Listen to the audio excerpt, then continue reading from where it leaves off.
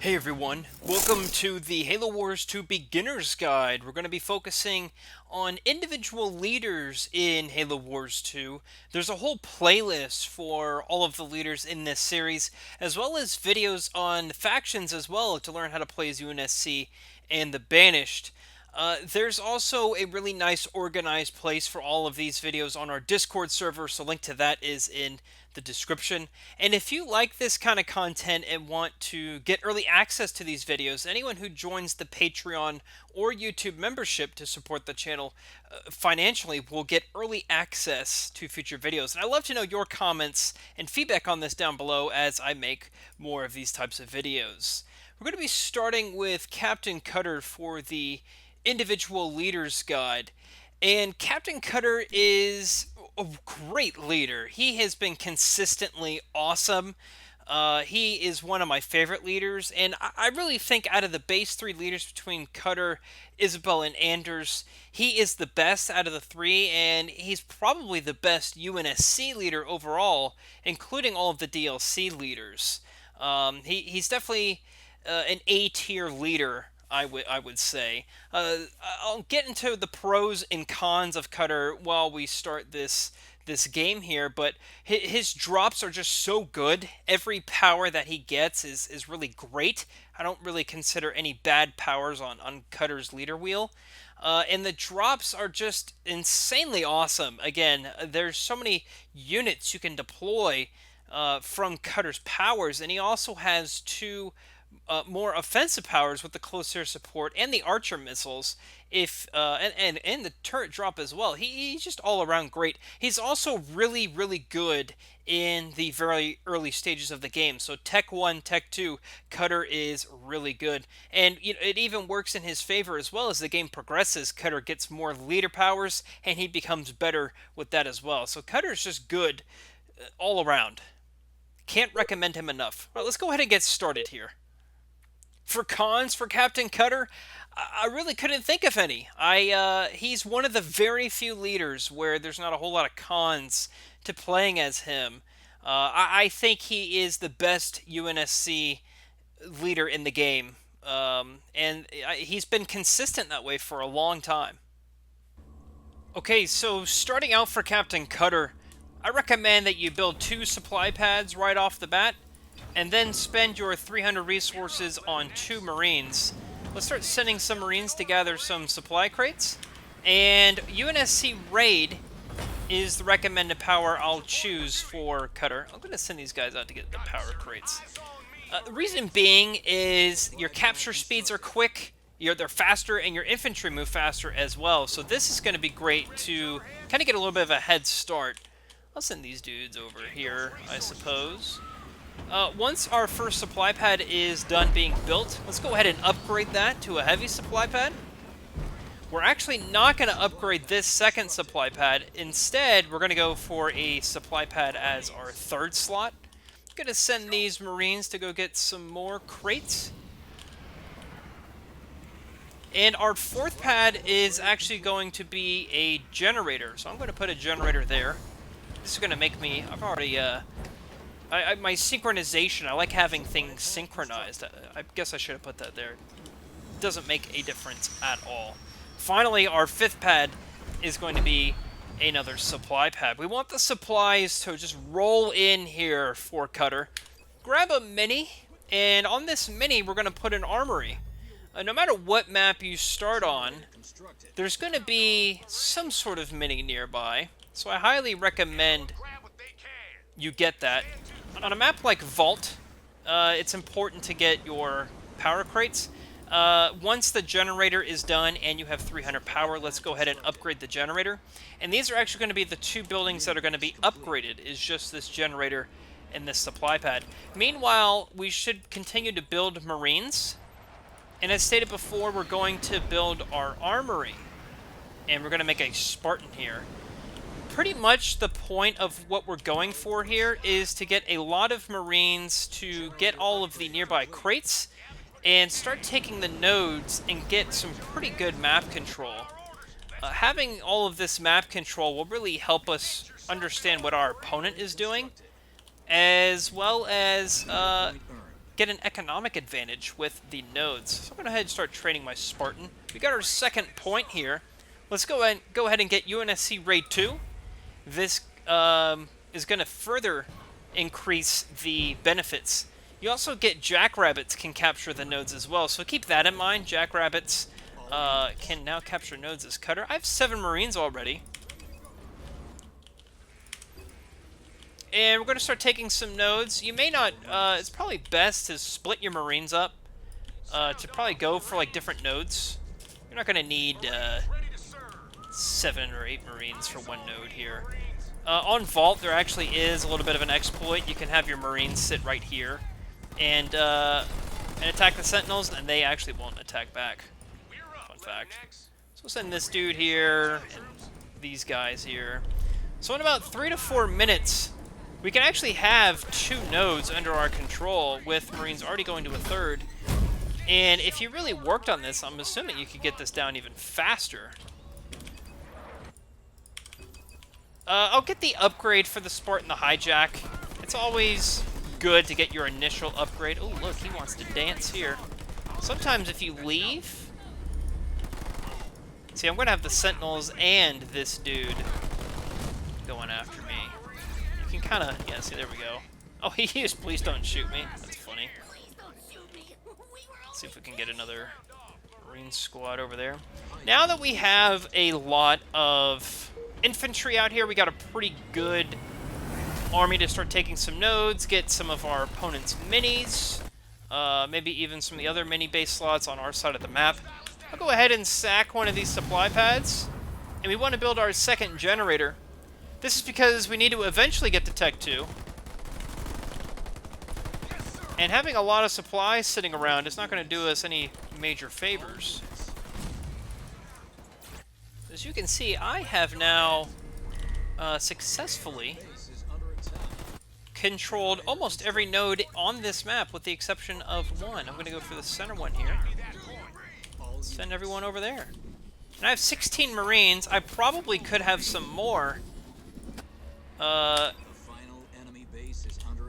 final enemy base is under attack. That's not accurate. We'll take this node off this dude's hands. Look how quickly I'm going to take his node. We're going to have so many Marines around here soon that it's just not even going to be fair. He has some choppers. And of course, what's happening right now is not going to apply exactly to every match, because every match has a different outcome of what your opponent is doing. Maybe start building some turrets. Maybe best to also get prepared to Expo.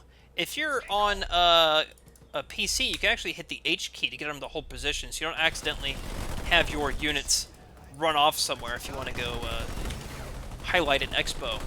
Okay, so now we have our third leader point. I really recommend the ODST drop.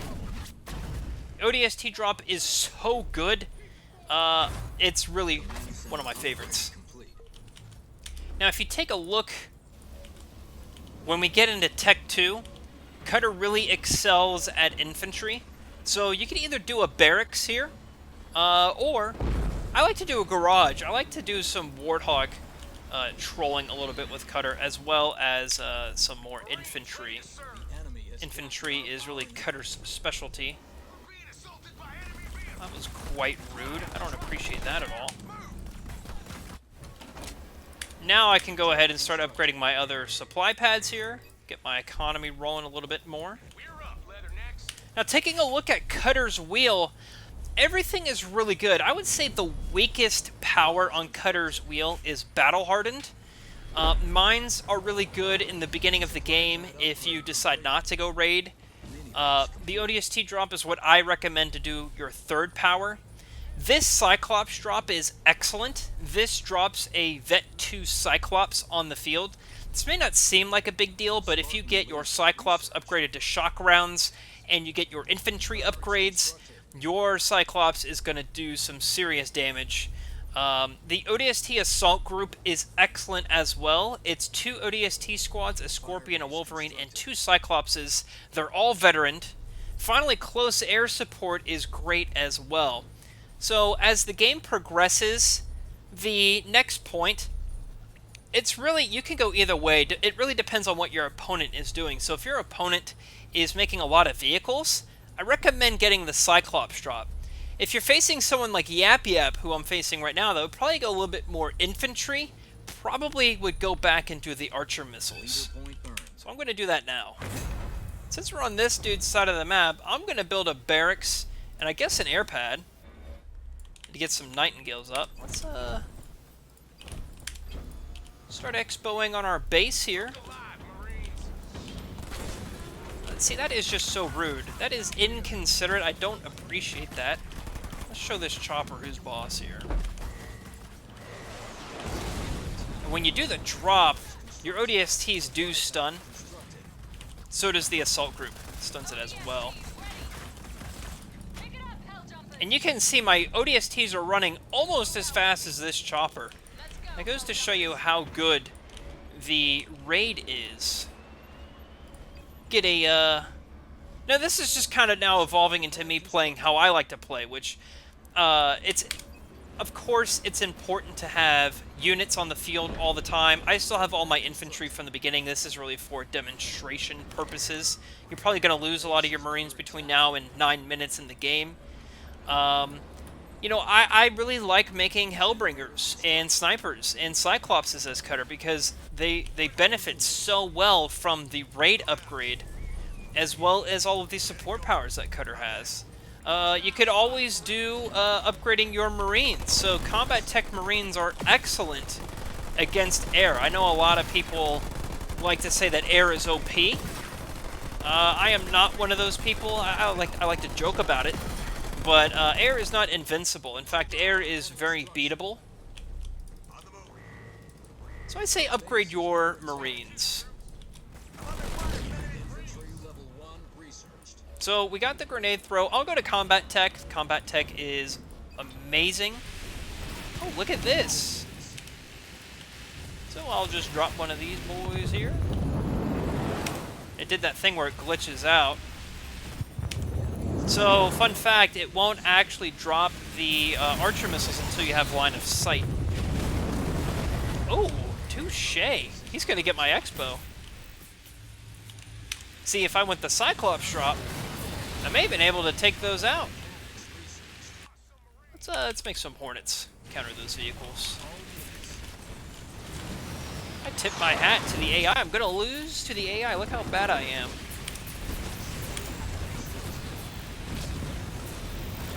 I'll tell my ODSTs to throw mines, throw some grenades over here.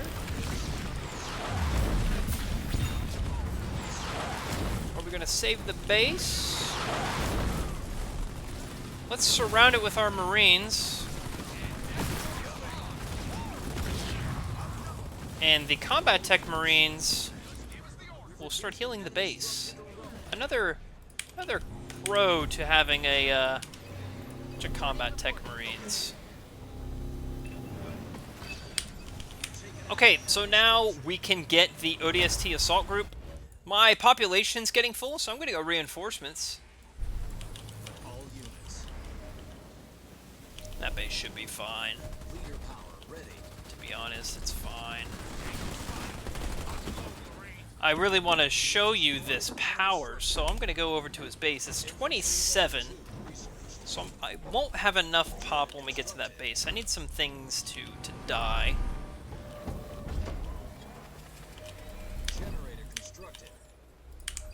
And we will I'll make another gen there. Let's see, it's 1650. I'm going to cancel it just for the sake of getting some supplies here. Oh, I can drop it. My math is bad. So I'll go over here. I'll just do the drop at his base.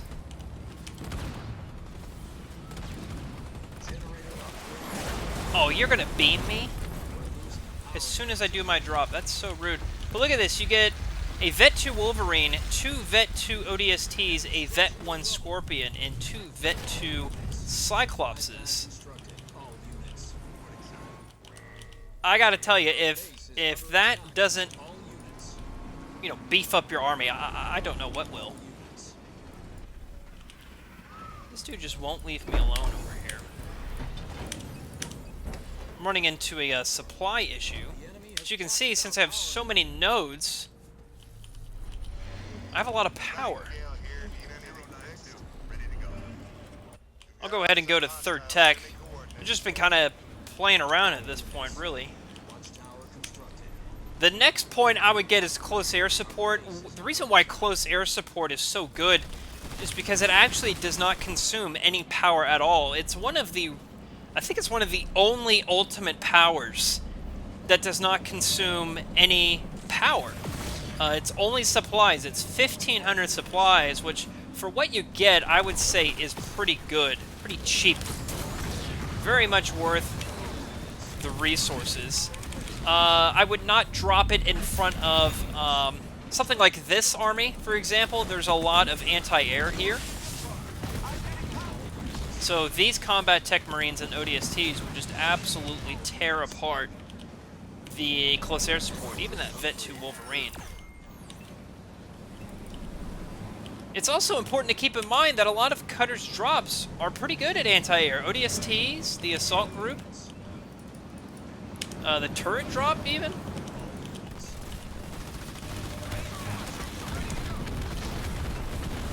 Go ahead and tear that base apart here, and we'll move on to this base. Now we're at Tech 3. I'll go ahead and get the shock rounds upgrade, which is great for the Cyclopses. Even be so bold as to say get infantry upgrade 3 at this point. Now I'll get close air support, 1,500. I'll just put that right on top of this gentleman's base. Throw some more grenades here. And just watch all the damage happen. And this is from a lot of Marines. My army would probably be more benefited by some more Nightingales. Of course, most of the time online, your opponent won't be so defenseless. This is only on medium, and I'll just drop this here. Maybe I'll be able to take that base out. I will. He has another base somewhere. I guess he's here.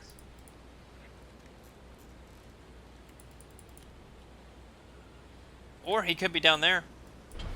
Who knows? Finally, getting your Jerome fully upgraded is great. Neural implant. A lot of the times, I would actually say that your Spartan is more beneficial outside of a vehicle than inside a vehicle, because the Spartan Slam has a fantastic stun attached to it. So if you can just slam someone's army instead of stealing one of their vehicles, that would be great. If your Spartan's really low on health, and you're going to hijack, say, a Colossus, or a Grizzly, or a Scorpion, or a Vulture, or something, then maybe that would be recommended, because you're going to get a large amount of pop stolen from your opponent, as well as get a very high-level vehicle in exchange, too. I think Scorpions are a great choice. On a map like this is so big, maybe not recommended, but on a smaller map, maybe such as, I don't know, Badlands or something, or Bedrock, it would work out, but, maybe not on a map like this. Maybe just stick to your infantry and your ground game, because everyone's healing each other right now. Okay, so now it's kind of up to your choice. I have a lot of low health units here, so maybe restoration drones would work. I am still a huge fan of the Cyclops drop, so I'm going to get that. Of course, it's unacceptable to have those nodes, but the game's over. So we don't have to worry about it. We'll sweep the board, but that's not saying much because it's a normal AI here. But I hope that this was beneficial to you. You know, feel free to watch this back again if you're confused, but I really think that the build order of making a lot of supply pads and doing a lot of infantry building early on is really going to help you have an advantage early in the game. And if you keep, your foot on the gas for the rest of the match, it'll probably pay off to where you'll end up winning. Taking all of the nodes in the beginning and overwhelming your opponent with a lot of infantry plus your Spartan hero is a really strong opening move. You're going to need to watch out for things such as banished choppers, someone who may go mass choppers in the beginning, or even a lot of jackrabbits. Just keep an eye out because those are pretty good anti-infantry units early in the game. But Halo Wars 2 has shown time and time again that it's often a numbers game. So even if their units are better, if you have more units, you probably will end up winning that little battle there. So that's just my advice. If you have any more questions, we have a lot of players who are a lot more well versed professionally in Halo Wars than I am. So join our Discord server. We have a Halo channel dedicated to talking about strats and build orders in Halo Wars 2. And check out that playlist for all of the other leader guides that I have done and will do. And let me know down in the comments what leader should be focused on next. Thanks for watching, everybody. And I'll see you, James.